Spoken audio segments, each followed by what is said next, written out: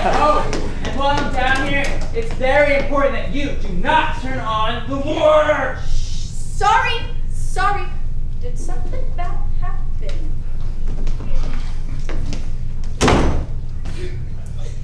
You tell me.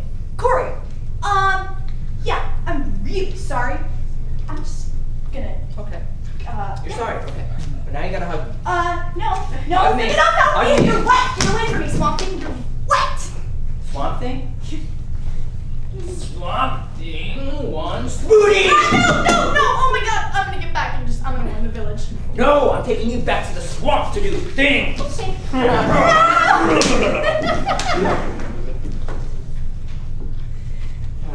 Wouldn't you know it? Swamp Thing's very frustrated. Swamp Thing's very frustrated with his swamp. Oh, come on, Corey. It's a nice little apartment. Okay, so I'm just saying it needs a little work. You know what I think we should do here? What? I think that we should just imagine the worst moment of our lives, and it will only make us feel better about this one. It's this one, isn't it? Yep. Hey, but you know what, Corey? Things are never as bad as they seem. You know that. You're right, Topanga. Everything is bad. It's just terrific. So Right. yes, let's find the good, okay? Okay. I don't know where it is. Is it over here? Corey, stop. You're being a baby. Stop. Okay, now, we can take this two ways. We can either run from this, or we can become stronger from this. Or we can behold our future. What is that? Okay, what would you say? 2 bedrooms, 2 bathrooms, a kitchen, and some kind of nook.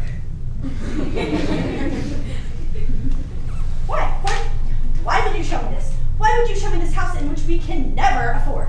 If we could afford it, do you like it? Corey can't afford it. Corey Matthews, it is just cruel to take a person who is this close to losing it, this close! And to taunt her with this cute little house that you can never afford. You cannot afford this horse, Corey. You can barely freaking afford a sandwich! Ugh! Mrs. Matthews, we are a young couple in a cozy surrounding, and like most other young couples, you think, I can't afford it, but we can. How, Corey? How can we afford an $80,000 house? Do you know how ridiculous you sound? Why is that ridiculous? Because, Corey, you can't have a house before you have a job. You have to get a job, save for a down payment, and then you buy a house. You know it's going to take us forever to raise that kind of money, right? Corey, this is exactly the type of place we said we wanted to live in. Okay, you know what? I'm married now, okay? Topanga? Look, our water is brown and you have to chew it. Here, go ahead. Drink the mud. Come on. Buck up, Bucker. Come on. Okay, you listening? Just listen. Shh. Okay, we could get a nice little bookshelf and put it right over there. Or, Corey, we could totally get that nice little picture of the French couple kissing by the lamppost. No, okay, no. Stop talking like we're going to live here. We are going to live with the house and the nook. And why are you so happy with this whole situation? Did you swallow Sandy Duncan? Corey Matthews! That is it! What? That's it! I've had it with you. I am so sick of being the rah-rah girl all the time. You try being positive and using words like Bucker, and you know what, Corey? I have freaking demons. I know you don't think I have them, but I do, so there! Whew. What a rush. Topanga? Okay. We leave this place, and I'm going to get us into a new one, okay? Okay. Corey, we have a great place right now. Have a little bit of an imagination, please. You have imagination, okay? Corey? I am telling you, a bookshelf is gonna look really good right over there. No, you know where bookshelf's gonna look really good? In the nook! Corey! What? We are not gonna have a nook right now. We're not? No. So we live here now? Yes. Well, what if I build us a nook? Jesus, Corey, there isn't any room. Well, what if I fix the sink? Corey, do you know how to fix a sink? No. Okay, well, what if I help you? Do you know how to fix a sink? Nope, I don't. So neither one of us knows how to fix a sink. Together.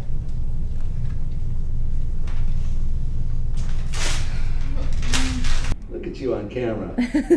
Almost, it just seems like days ago I said hello. Now I feel like I'm about to say goodbye. It's been such a fast 2 years, but such a good 2 years. So tell me something. What is your secret to amiability? You're so amiable. You said you really. I mean, I've seen you rant. I've seen your temper come up, but you have a way of rolling with the punches that is so luminous and lovely. I think it's just to stay relaxed and stay calm and stay focused, and to really understand that everything happens for a reason, and to perfect your craft you have to take it step by step. So I think taking it step by step, taking it slow, and kind of just going with the process and being able to be open is the best way to kind of get what you want. Have you consciously come to that realization? It wasn't actually until this year where I kind of knew that it was okay to take a little bit of a step back and not, speed through everything, and kind of take it slow and enjoy the process and live every moment. And has it made your life easier? Definitely. And yet at the same time, you counterbalance this with a sincere dedication, don't you? Mm-hmm. Yeah, it's hard, but a good balance is always helpful. What is it that you love about acting? I love the different characters that come through scripts, and each character is different, and it's basically a portrayal of somebody that has a little bit of you and a little bit of them in it, and it's so wonderful to be able to kind of grab a script and look at it and go, oh my gosh, this has bits and pieces of me, and then also bits and pieces of something that I don't know, so I can really study it and kind of develop into a different character, which is so much fun, and just kind of to get out of your element too. Such a wonderful. Are you finding yourself with any kind of a trend toward the kind of characters you're playing? It's so funny because I love playing the bitchy characters, and I know that sometimes it's the bitchy side comes out in real life, but I like playing the bitchy characters and like the hardcore characters and the characters that have so much depth that I can really kind of get in there and get grounded and really find what that character's desires and what their needs are, and instead of like the light fluffy characters where it's kind of just on top. And is it also nice because you have permission to be bad and yeah, in a way that you would probably never do in real life? Yeah, you get to be bad, and you get to just cuss all you want and get angry and get mad, and nobody's going to judge you, and it's going to come out great on screen if you just go for it. And you never have to apologize later. Ever. Never have to apologize. So those are the kind of characters you have to be playing. Definitely. Huh? Do you see yourself being in film, television, theater, or what? I want to do all of it. I want to definitely start out, working on film, and then, going into theater, using my dance ability, but I definitely want to do everything so I'm more well-rounded and I can, experience everything. And LA, New York, all of those things, I think both of them are great places to be. Yeah, so. you really shine when you're on stage. Oh, I love stage. But film has become my passion as over the 2 years as I've grown. So many actors do both. Look at Nicole Kidman does both. And, Mark Ruffalo, you see them go on Broadway, and then they come back and do the film, and it seems like one art seems to complement the other. Yeah. Yeah. Yeah. Do you have a particular role model or role models that inspire you? Oh, I have many. One of my favorite film stars is definitely Jennifer Garner. I really like the way that she kind of portrays her characters. Even though she's not necessarily playing, a bad character, I find her so natural, and it's so easy to watch her. And then definitely for stage, I love Kristen Chenoweth. She's so energized and so committed to everything she does, and she has a ball up there, and I think that's why I love her, and she just has so much fun, and it's so fun to watch. Yeah. But you have your own individual quality. You don't seem to imitate anybody or take on their mannerisms. You have I believe, a strong sense of self, don't you? Yeah, I think I really understand myself a lot, and even going through hard times, I think that's where you can, find yourself and dig deeper into your life and see what works for you and what ticks. Yeah. What does your family think about all this? My family's so supportive, and I absolutely love that. They're very open to anything I'd like to do as long as I'm working hard and I'm doing what I love. They're 100% behind me and always coming to watch every performance, and they're always so supportive. Isn't that wonderful? Yeah. Do you have any advice for people who think about going into this business? Oh, the advice. I would say always be yourself and stay true, and remember that everything you do, and everyone you meet, it's a connection, and just to have fun and enjoy yourself, because this town, it's full of people who will get you in the door, so you always want to meet people and never burn bridges, but just have fun doing it, enjoy the process. Well, Hope you really, really enjoy your career. There's my boy. Here's my boy, and here's his Barbie. What's my son doing with the Barbie? Hello? It's a Barbie. Relax. Carol brought it when she dropped Ben off. He loves it. Evidently, he carries it around like a security blanket, only like a cheerleader with pom-poms. Yeah, it's cute. Why does he have it again? So he has a doll. Relax. Unless you're afraid he's gonna grow up and be in show business. You know that's fine. Okay, Ben. Give Daddy the Barbie. How about a monster truck? Ooh, vroom, vroom, vroom. Sunday, monster truck day. No? Oh, hey, how about a pirate sword? Hey, matey, how's about a winch? Oh, you're too young for that. How about a dinosaur? Ross, you are so pathetic. Why can't your son just play with his doll? I gotta go to work. Has anyone seen my left boob? I love that movie. There it is. Joey, what are you doing? Sorry, it just felt nice. Joey, answer the phone. Why? It's Janice, and if I get it, I'm gonna have to talk to her tonight. Great. Now I'm gonna have to see her tonight. What's the problem? Why don't you want to see Janice? Okay, so last night when the meals came, she put half a chicken piccata on my plate, and then took my tomatoes. And that's bad because you hate chicken piccata? No. Tomatoes are very important to you. You didn't want to share your tomatoes. No, it's like all of a sudden we're this couple, and this alarm starts going off in my head. Run for your life! Get out of the building! Save yourself! Oh my, men are unbelievable. What is it with you people? I mean, the minute you start to feel something, you have to run away. I know that.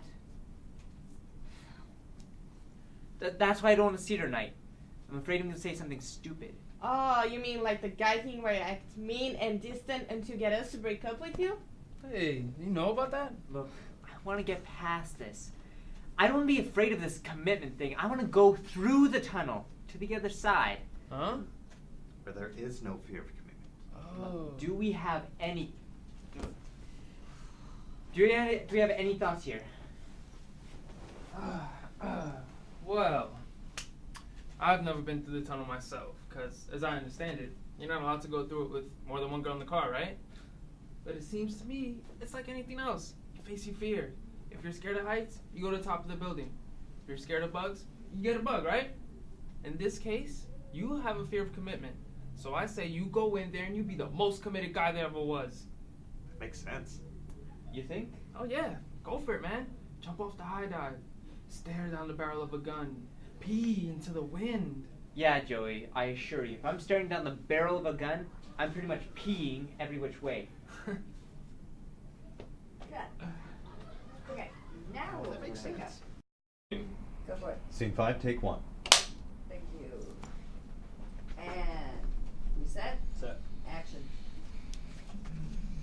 Honey, this will help. So I finally catch up to her on the street, and she says that this relationship is going too fast and we have to slow down. Oof. Okay, wait a minute. Maybe it's not so bad. How did you leave it? She said she'd call me. Ooh. Oh, God. Welcome to our side of the tunnel. Her ice cream tastes like crap, by the way. Yeah, well, that's the low-fat, non-dairy soy milk junk. We save the rest for, the really terminal cases. You know, when you get screwed up all the time, you gotta switch to low fat. Yeah, you do. So you don't think I'm terminal? Well, no, not at all. You're not terminal. You just need some damage control. Okay.